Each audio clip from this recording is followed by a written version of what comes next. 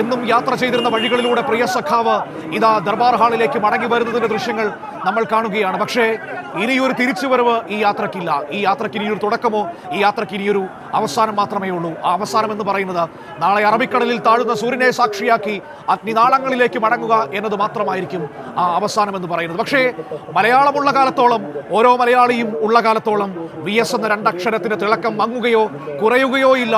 അതേക്കാലവും അതിങ്ങനെ ശോഭയോടെ ജ്വലിച്ചു നിൽക്കും എന്ന കാര്യത്തിൽ ഒരു സംശയവുമില്ല. അത്രമാത്രം വലിയ സംഭാവനകൾ നമുക്ക് നൽകിയാണ് ഈ മഹാമനുഷ്യൻ നമ്മളെ കടന്നു പോകുന്നത്, ഈ മഹാ കമ്മ്യൂണിസ്റ്റുകാരൻ നമ്മളെ കടന്നു പോകുന്നത്. അത്രമാത്രം ഈ മണ്ണിന്റെ ജീവിത സമരങ്ങളോട് ഇഴുകിച്ചേർന്ന, ഈ മണ്ണിന്റെ ജീവിത സമരങ്ങളോട് കൈപിടിച്ച, ഈ മണ്ണിന്റെ ജീവിത സമരങ്ങളിൽ ചെങ്കൊടിയേന്തിക്കൊണ്ട് മുന്നിൽ നിന്ന ഒരു അസാധാരണക്കാരനായ എന്നാൽ സാധാരണക്കാരനായ ഒരു സഖാവ്, നമുക്കെല്ലാവരുടെയും ഏറ്റവും പ്രിയപ്പെട്ട VS ഇതാ മടങ്ങുകയാണ്. ആ മടക്കമെന്ന് പറയുന്നത് ചരിത്രത്തിലേക്കുള്ള മടക്കമാണ്. നമ്മളെപ്പോഴും പറയാറുണ്ട് ചരിത്രമാകുന്നു ആ മനുഷ്യനെന്ന്. പക്ഷേ ഇവിടെ ഈ മനുഷ്യനിലേക്ക് ചരിത്രം ചുരുങ്ങുന്നു എന്നതാണ് നമുക്ക് പറയാൻ പറ്റുന്നത്. അത്രമാത്രം നമ്മുടെ കേരളത്തിൻ്റെ, ആധുനിക കേരളത്തിൻ്റെ ചരിത്രം 1956-ലാണല്ലോ തുടങ്ങുന്നത്.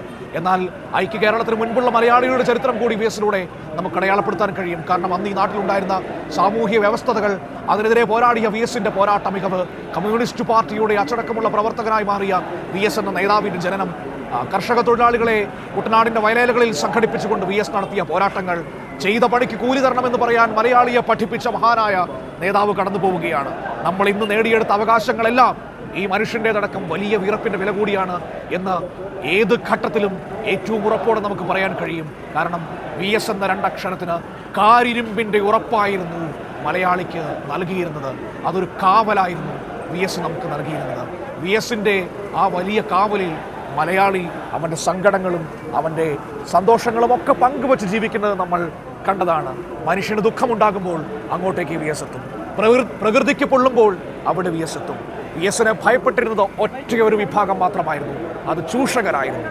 ചൂഷകർക്ക് നേരെ ആ മനുഷ്യൻ്റെ പോരാട്ടം അവസാന നിമിഷവും അവസാനിച്ചിരുന്നില്ല എന്നതാണ് കാണാൻ കഴിയുന്നത്. ഇപ്പോൾ നമുക്കറിയാം നമ്മുടെ ചുറ്റും വർഗീയതയൊക്കെ പറയുന്ന എത്രയോ മനുഷ്യരുണ്ട്. ഒരു വാക്ക് പറയാൻ VSന് കഴിഞ്ഞിരുന്നുവെങ്കിൽ ആ നാവിൻ്റെ ചൂടറിഞ്ഞേനെ അവരൊക്കെ എന്നതും നിസ്സംശയം നമുക്ക് പറയാൻ കഴിയും.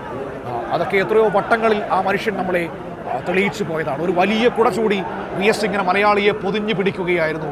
എല്ലാ വിഷമങ്ങളുടെയും ഒക്കെ ആ വലിയ മഴകളിൽ നിന്ന് VS ഇങ്ങനെ പൊതിഞ്ഞു പിടിക്കുകയായിരുന്നു. ഇന്ന് VS അവസാന യാത്രയ്ക്ക് കടന്നു പോകുമ്പോൾ മഴ പെയ്തുകൊണ്ട് പ്രകൃതി പോലും കൂടെ നിൽക്കുന്നുണ്ട്. കാരണം പ്രകൃതിക്കും അറിയാം, പ്രകൃതിക്ക് കൂടി വേണ്ടി പോരാടിയ മനുഷ്യനും നേതാവുമാണ് ഈ കടന്നു പോകുന്നതെന്ന്. ഷീജ, തുടരാം.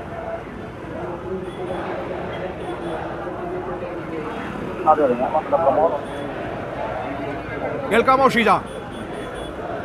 ശരി, ഇതിനിടയിൽ ഈ വലിയ തിരക്കിനിടയിൽ ഷീലയുടെ ഒക്കെ ടെലിഫോൺ ലൈനുകൾ കട്ടാകുന്നു, സ്വാഭാവികമാണ്. പക്ഷേ ഇവിടെ നമുക്ക് VSന്റെ അവസാന യാത്ര കാണാം.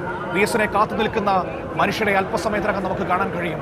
ഇതാ ദർബാർ ഹാളിലേക്ക്, സെക്രട്ടേറിയറ്റിന് മുന്നിലേക്ക് VS മടങ്ങുകയാണ്. മുഖ്യമന്ത്രിയായി ഈ സംസ്ഥാനത്തിൻ്റെ ഒന്നാമത്തെ പൗരനായി വന്നിറങ്ങിയ അതേ ഇടത്തിലേക്ക് VS ഇതാ മടങ്ങുകയാണ്. ഏറ്റവും ഉയരങ്ങളിൽ, മലയാളിയുടെ മനസ്സിൻ്റെ ഏറ്റവും ഉയരങ്ങളിൽ ഇടം പിടിച്ച അപൂർവങ്ങളിൽ അപൂർവമായ ഒരു നേതൃകാലത്തിൻ്റെ അവസാനം എന്നോണം ഇതാ കടന്നു പോകുന്നു.